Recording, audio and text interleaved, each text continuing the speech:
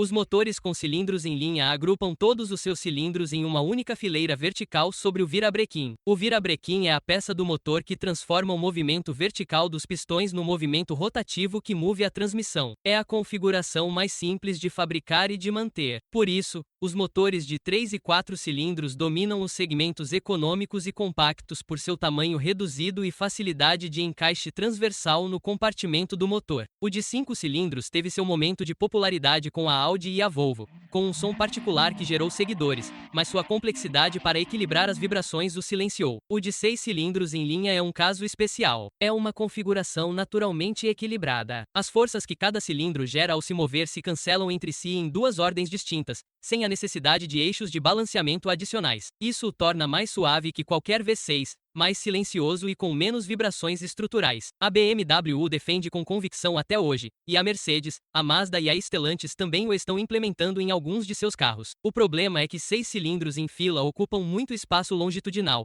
complicando o design de veículos modernos com cabines mais longas e frentes mais curtas.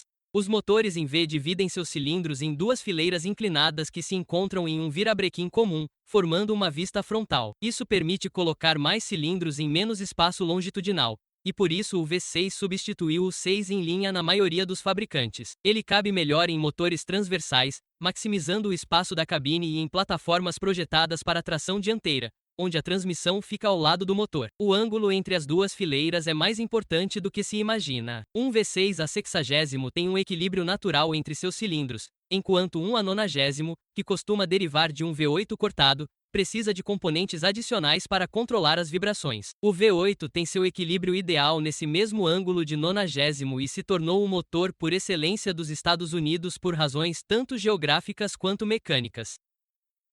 As longas distâncias, as rodovias com velocidades de cruzeiro sustentadas e a cultura do reboque geraram uma demanda por motores que trabalhassem com folga, entregando torque abundante desde baixas rotações sem esforço.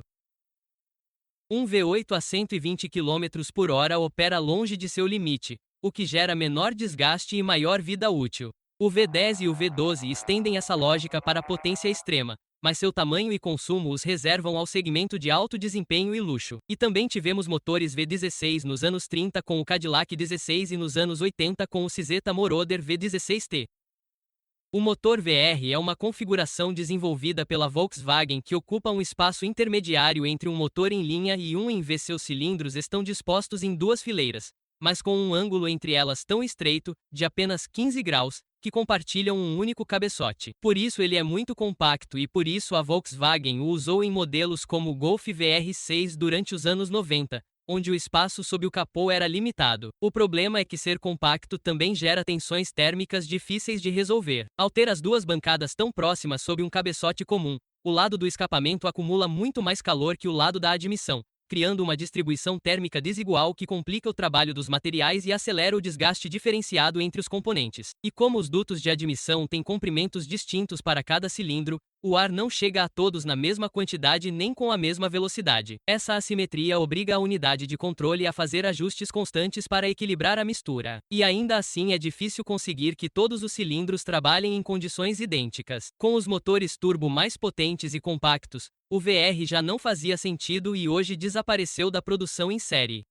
O motor em W não é, como poderia parecer, dois blocos em V unidos pelo virabrequim. É uma configuração única onde 4 fileiras de cilindros convergem em um único virabrequim comum, formando um W visto de frente. A Volkswagen desenvolveu esta arquitetura para resolver um problema especial: como colocar 12 ou 16 cilindros em um espaço que normalmente não daria nem para um V12 convencional. O W12 apareceu no Phaeton e no Bentley Continental, e o W16 é o motor do Bugatti Veyron e de seus sucessores. Neste último caso, o desafio de engenharia nunca esteve em gerar os 1000 cavalos que ele produz. 16 cilindros trabalhando em um bloco tão compacto geram uma quantidade de energia térmica que nenhum sistema de refrigeração convencional consegue manejar. A solução da Bugatti exigiu 10 radiadores distribuídos pela carroceria e um sistema de refrigeração que move mais de 700 litros de água por minuto. Sem dúvida, é o motor de produção mais complexo de resfriar que existe. O motor boxer, também chamado de motor plano ou oposto, coloca seus cilindros em duas fileiras horizontais enfrentadas, com os pistões se movendo para dentro e para fora em sentido contrário, como dois boxeadores desferindo golpes simultâneos. Essa disposição horizontal faz com que o motor seja muito baixo e possa ser montado perto do solo,